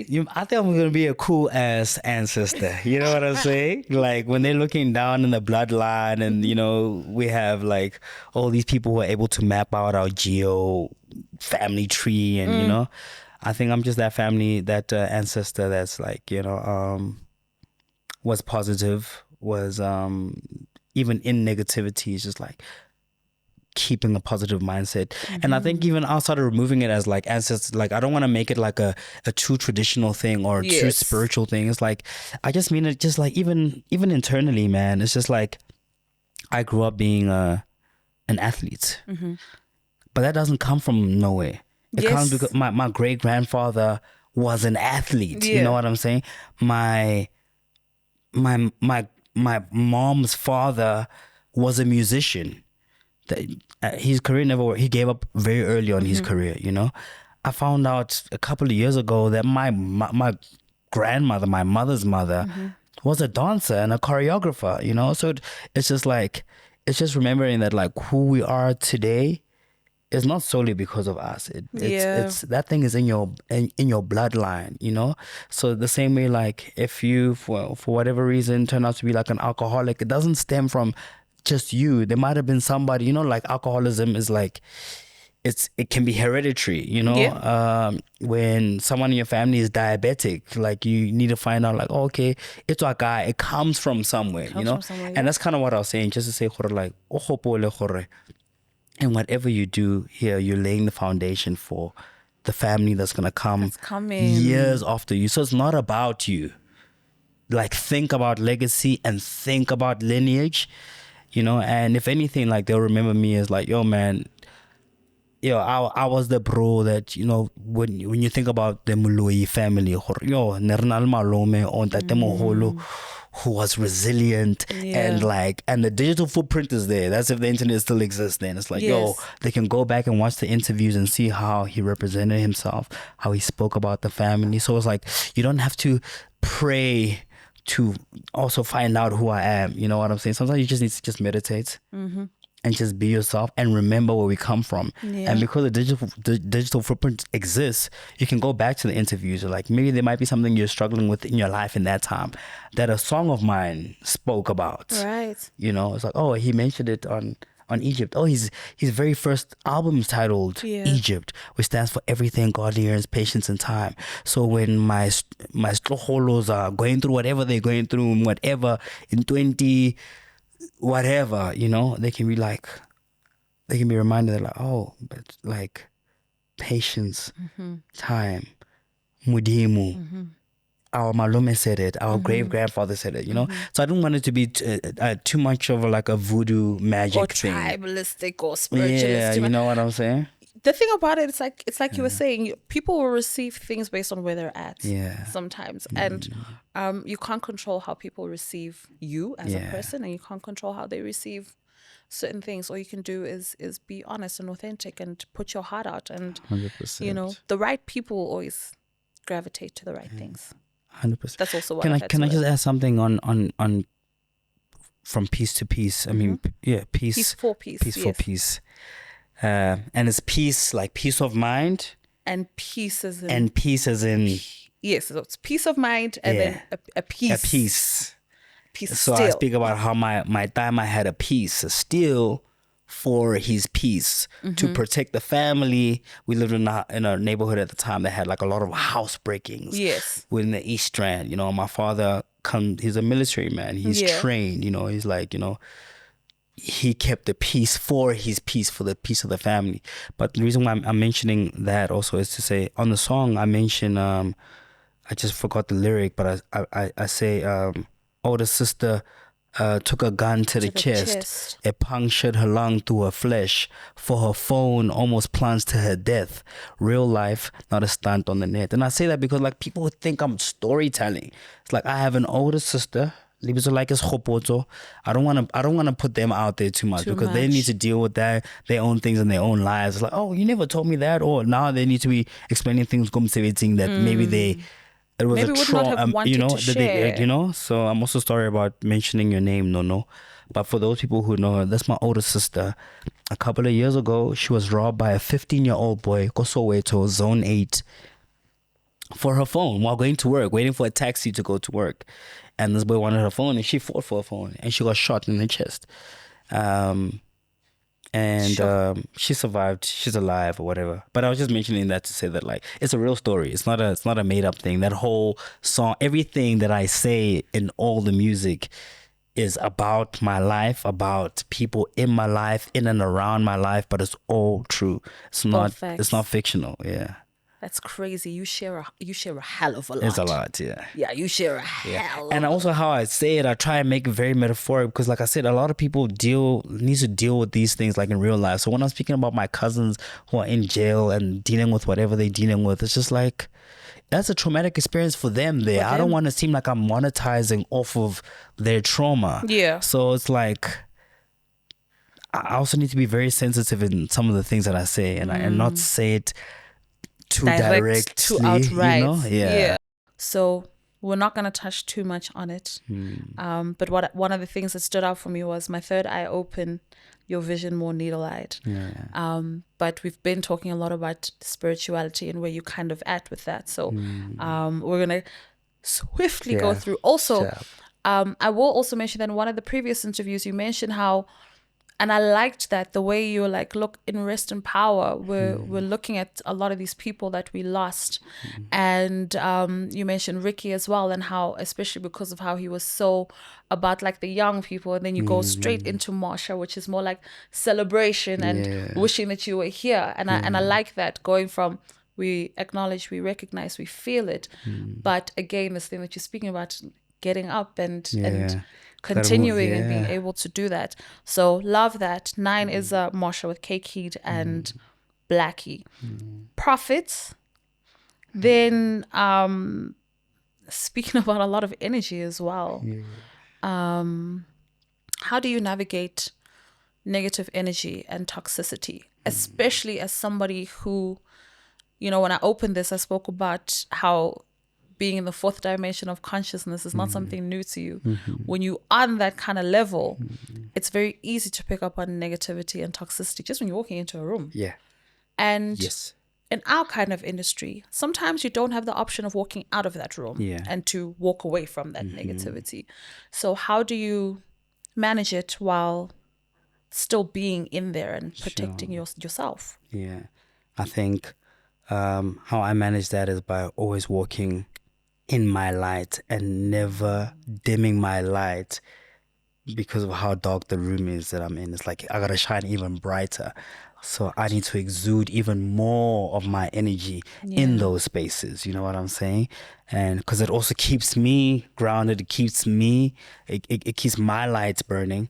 And I've also been able to just like use negativity just generally to fuel positivity. I use this example. It's just like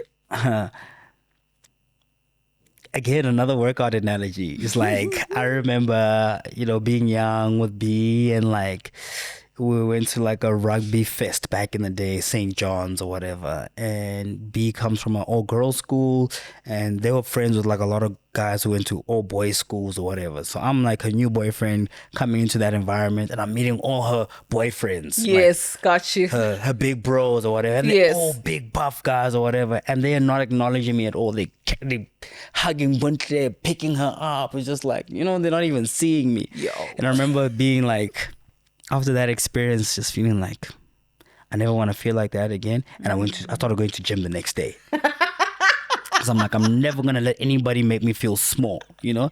Because I'm already like, I'm short in stature. I'm like, yeah, you know what I'm saying? So sometimes a negative thing, you can use a negative experience to like, you know, to fuel you into like positivity. So I think it's just always been about like channeling that negativity into something positive, you know, and you know, and like I said, like just walking in your light, you know, because sometimes like your positive light and energy is able to diffuse the negativity, you know. Yeah. But you always need to stay true to who you are. So I can walk in that room and like it can be a lot of negativity and people doing some snacks things. And once I'm in that room, I don't start doing the snacks things with the people. Right. It's like I'm just myself. And it actually gets the people who are doing the snacks things to actually like calm down and kind of like adapt to my energy. So I've seen how much my light helps in those kind of situations. And for people who, it might not be the whole room, might just be like one person that you're able to help. Where someone comes to me and he's like, yo, bro, like just the way you carry yourself, I was dealing with this and this and that and that. But just by hearing you speak about what you just spoke about now, or just mentioning God in that situation, it's just like, yo, man, like I've received it so differently. I've struggled with that in my whole life. And like, yo, man, like I literally have experienced that with someone who's like, and I've never said to someone like, or whatever, but I've had people who came to me were like, yo, man, after having a conversation with you, my relationship with God got better. Or my relationship with my mother got better, you know?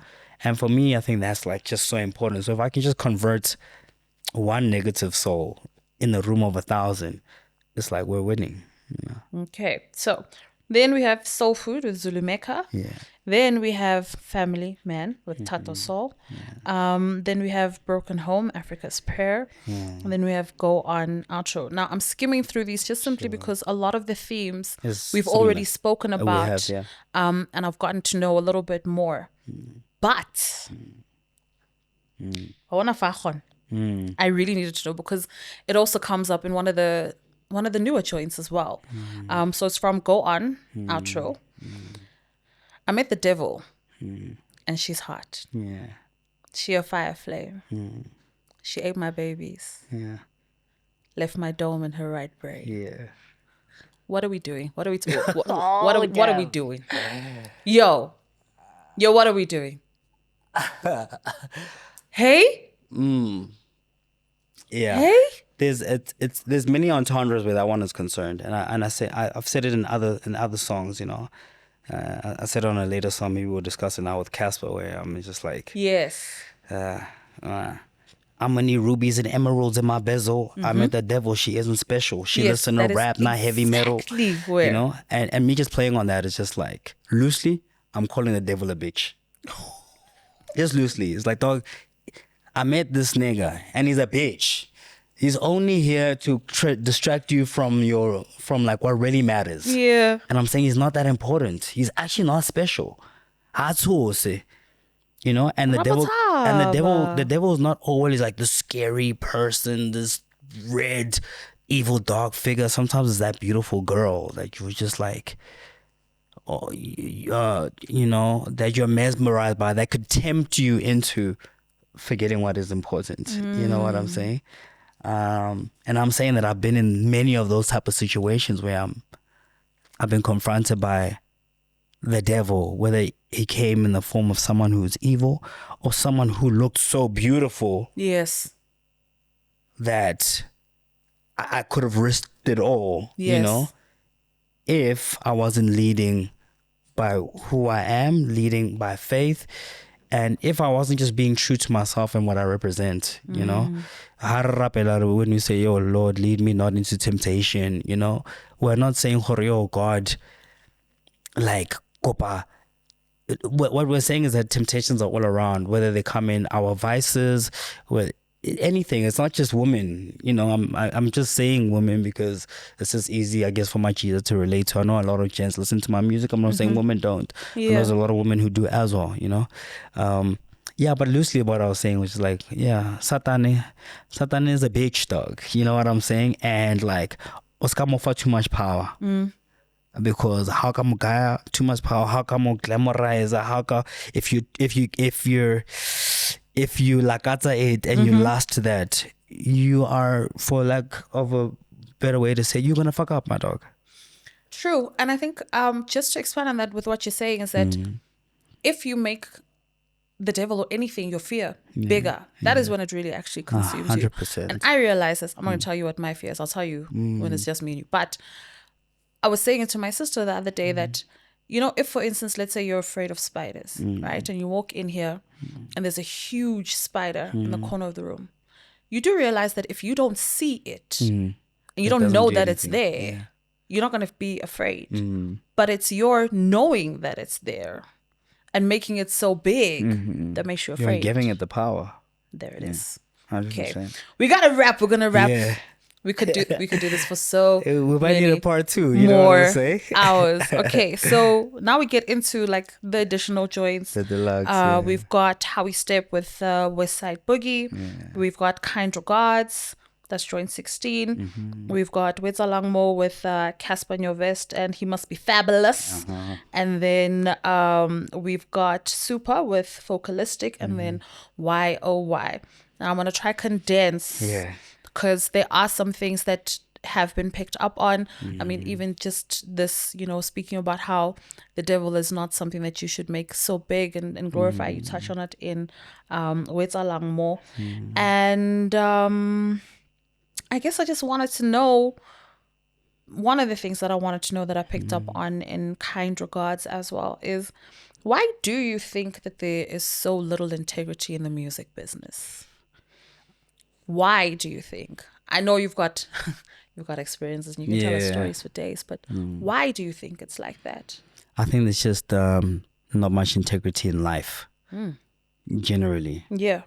You know, me and my partner, we look at people who have integrity as people who have integrity, and everyone else as drifters. Unfortunately, the world is guided by more. There's a lot more followers than there are leaders. Yes. You know, so the followers are the drifters.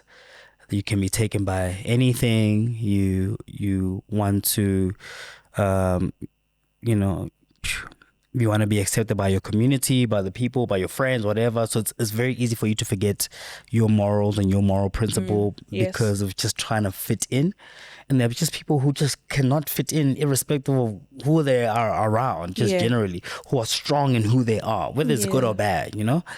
And I just think in life, just generally, integrity. People weren't raised with a moral compass. And I think in the industry, the reason why there isn't a lot of integrity is because like the industry is the music business. So when you think about business, so it's actually money driven. So where money is concerned, it's like people will sell out their family for money. You know what I'm saying? They'd rather have you die to make their ROI. That's on YOI. Yeah. And speaking on that line, when I say they'd rather have you die to make the ROI, I can even put it in like in a label context. And I'm not just relaying it to myself, I'm just saying generally, like, you know, we've seen like, especially like in the States, we see like a lot of artists who are street guys, who are getting killed, who die in whatever way from the streets. They get consumed by the streets, you know? Yeah. And I think a lot of record labels like rejoice at that. I feel like sometimes, you know, and this may be like, I might be a conspiracy theorist in saying this. I feel like a lot of the labels are responsible for getting like these artists killed because like how shwele, I can use your likeness in any way that I want. I don't have to worry about you coming back to me and fighting me for your masters. What do some of these contracts say? In perpetuity. In perpetuity. I want in perpetuity. Yeah,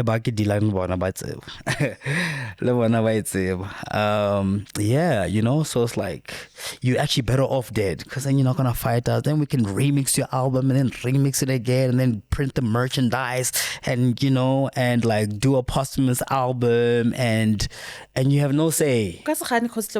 Oh, yo. So we'd rather have it that way. So that's what I mean when I say, yo, they'd rather have you die to make their ROI. Okay. I would love to go on. Yeah. But this is where we officially call it a day. My last two things. We're wrapping up 2025. What else you got for us? Is it Priddy Ugly, Pretty, Platinum Pretty, Ricardo? We're not sure. I like Platinum Pretty. I love Platinum Pretty. Double P. P squared. P squared. I love it. I love it. So what you've got in the tuck for us, and then the absolute last thing is, what is your one wish for hip hop? Oh, that's a nice one. What I got in the tuck, more music, of course. You guys just received the Deluxe. I'm gonna be trying my best to like, you know, give it the rollout that it deserves. You know, people were at my listening session. I hadn't hosted a listening session since my Ambitious Entertainment day. Even when I was at Ambitious Entertainment, I remember they dropped like 5 albums that week that I dropped with Saudi, me, CC, La Sauce, whatever. So like there was no listening experiences. There wasn't anything that was, you know, they just dropped albums. I took it upon myself, and it was people who were next to me, Bontle, my DJ So Nice, who were like, so we're just gonna let the album drop, like nothing. Wow. I'm like, yo, what are we gonna do? It's like, yo, we spent our money, we did merchandise, gave that away for free. We made sure there was food, it was money out of our own pockets, and we were just scraping stuff out, you know. And it was the same experience with this one, where like, yo, I hadn't had a listening experience, you know. Like part of me, like, you know, signing to labels to officialize the brand, to make sure that we have the merch, make sure we have the touring support, make sure we have things like these listening experiences, the one-man shows, and that didn't happen, you know. So you guys can expect that for sure with this Deluxe. You know, we need to have a show that summarizes this whole trilogy. So more music videos. There's some guys in the background who've been reaching out to me, people in the industry who are like, yo, my dog, I'm seeing that there isn't support there. I got someone who's willing to help you guys. Yo, you know, directors are coming through saying, yo, I have a treatment for you, you know? Oh, that's dope. You know, so don't worry. Visuals are coming very, very, very soon. Documentaries on the way. We've been documenting my life for the last 17 years, you know. It's just been about compiling it together and just getting the right people to Is that share Cheese Boy or is that something different? I guess we'll have to wait and see. In it, I guess we have to wait and see. Okay, we're gonna have to wait and but see. That's All right, dropping all very right. soon. The One Man Show. I'll be releasing information about that very, very, very soon. And my wish for, let's say, hip hop, man, is that we just all support each other. I mean, like, I don't think one man's success, takes away from another person's success. That's right. We can enjoy this person's music and the next person's music and each other's music collectively. And please, guys, fans, stop acting like CEOs, Stop caring about the metrics. Stop caring about the numbers. I've been seeing them like push like a narrative with like other artists about like, yo, this one was in the top 10, but like now he's out of the top 10 and this other one is still in the top 10. It's like, why are we judging the music based off who stays in the top 10 long? Is it dope or not for you? Is it dope or not? If it's dope, then it's fire. Then listen to the music. If the next stuff is dope, listen to that too. Like, stop. And I get it. It's hip hop, I guess. We pick sides. So, but I just wish that we'd just all come together as a community. It was so dope when like the DJs, discovered dope talent and dope music and played the music. You know what I'm saying? But now DJs are releasing their own songs. So DJs are only playing their songs. They're not playing the next DJ songs and that artist song. Because I don't know. You know what I'm saying? I just wish for us to become a community again. You know what I'm saying? But I think that's also just trickled into life. We've lost community just in life. So I think if us as South African, as black people, can come together and remember raising a child, we need a community. If we remember those fundamental goals, the same as hip hop, raising this thing and getting it back to where we need it to be is going to need community and us to, come out and support each other's things, so come out to DJ Speester's thing, support the hip hop floor, support that other event, support that guy on his talk. Like, go to all, let's become fans of hip hop and not just fans of the artist. People. Yeah. Okay, Platinum Priddy. Come on. Appreciate you, Queen. I keep saying it to see if it'll stick. Come on, I like it. Let's go. I like it. Thank you so much for pulling up. I appreciate You're always welcome here. I love having these chats with you. Maybe we'll do like we'll keep, because you have so much stuff coming out. There's a lot, so you'll keep coming back and we'll keep showing you love. Yes, sir. Yes, sir. I haven't said that in a while, actually. I know. Yeah. That's Priddy Ugly, episode 4 of The Element, all for the love of hip hop. Done and dusted. Like, share, subscribe, follow, keep running the numbers up. We do this all for the love of hip hop and all for you.